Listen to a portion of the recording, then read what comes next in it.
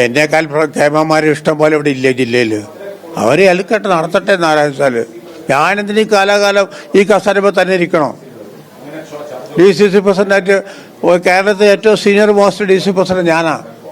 16 വർഷം ഞാൻ ഇരുന്നില്ലേ? 16 വർഷം ഇരുന്നു. 2 മാസമായിപ്പോൾ. ഒരു ടൈം 12 വർഷം ഇലക്ടഡ് DCC പ്രസിഡന്റ് ആയിരുന്നു അന്ന്. കഴിഞ്ഞ ഒരു 4 പതിറ്റാണ്ടിലേറെക്കാലമായി വയനാട്ടിലെ കോൺഗ്രസിലെ ഏറ്റവും മികച്ച രീതിയിൽ പ്രവർത്തിക്കുന്ന ND അപ്പച്ചൻ ചേട്ടൻ്റെ രാജി വളരെ ഞെട്ടലോടെയാണ് കേട്ടത്. എങ്ങനെയാണ് ഇത് തീരുമാനത്തിലേക്ക്? ഞാനിവിടെ പറഞ്ഞല്ലേ, മോൻ കേട്ടില്ലേ അത്? ഞാനങ്ങനെ നേരത്തെ മുൻകൂട്ടി തന്നെ പറഞ്ഞിട്ടുണ്ട്. ഞാൻ സന്നദ്ധനാണ് ഒഴിവാകാൻ എന്ന് പറഞ്ഞിട്ടുണ്ട്. അതിപ്പം എൻ്റെ രാജി അംഗീകരിച്ചു എന്നുകൂടെ പറഞ്ഞെന്നാണല്ലോ പറഞ്ഞതിപ്പോൾ KPCC. ആയിക്കോട്ടെ, നാളെ അവർ പറയുകയാണ് താങ്കൾ രാജിവെച്ച് പൊക്കോ, താങ്കൾ രാജിയൊക്കെ അംഗീകരിച്ച് താങ്കൾ മാറ്റിയിരിക്കുന്നു ഈ സ്ഥാനത്ത് നിന്ന് പറഞ്ഞാൽ അങ്ങ് മാറും, കുഴപ്പമില്ല, വേറെ ഒന്നുമില്ല.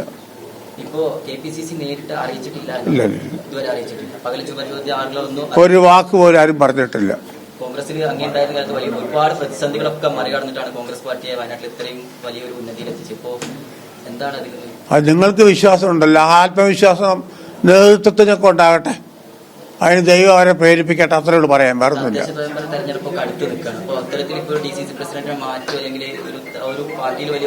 അല്ല, എന്നേക്കാൾ കേമന്മാർ ഇഷ്ടം പോലെ ഇവിടെ ഇല്ലേ ജില്ലയിൽ. അവർ എൽക്കട്ടെ നടത്തട്ടെ നാരായണ. ഞാനെന്തിനീ കാലാകാലം ഈ കസരമ്പോൾ തന്നെ ഇരിക്കണോ? DCC പ്രസിഡന്റായിട്ട് കേരളത്തിലെ ഏറ്റവും സീനിയർ മോസ്റ്റ് DCC പ്രസിഡന്റ് ഞാനാ. 16 വർഷം ഞാൻ ഇരുന്നില്ലേ? 16 വർഷം ഇരുന്നു. 2 മാസമായിപ്പോൾ. ഒരു ടൈം 12 വർഷം ഇലക്ടഡ് DCC പ്രസിഡന്റ് ആയിരുന്നു അന്ന്. അന്നാരും എന്നെ കെട്ടിയിറക്കിയതല്ല പോകുന്നു. ഈ പ്രാവശ്യം എൻ്റെ നേതാക്കന്മാർ രാഹുൽ ഗാന്ധിയും അതുപോലെ തന്നെ KC വേണുഗോപാലും കൂടിയാണ് തീരുമാനിച്ചിട്ടാണ് എന്നെ ആക്കിയത്. കഴിഞ്ഞ ദിവസങ്ങളിൽ പോലും എല്ലാവരും, അതായത് AICCയുടെയും DCCയുടെയും KPCCയുടെ നേതാക്കളൊക്കെ തന്നെ ഈ കഴിഞ്ഞ ആഴ്ച ഇവിടെ ഉണ്ടായിരുന്നു. അവരാരും ഇത്തരത്തിൽ ഈ DCC പ്രസിഡന്റിന്റെ മാറ്റം സംബന്ധിച്ചോ അല്ലെങ്കിൽ രാജ്യം സംബന്ധിച്ചോ ഒന്നും തന്നെ പ്രതികരിച്ചിട്ടൊന്നും ഉണ്ടായിരുന്നില്ല.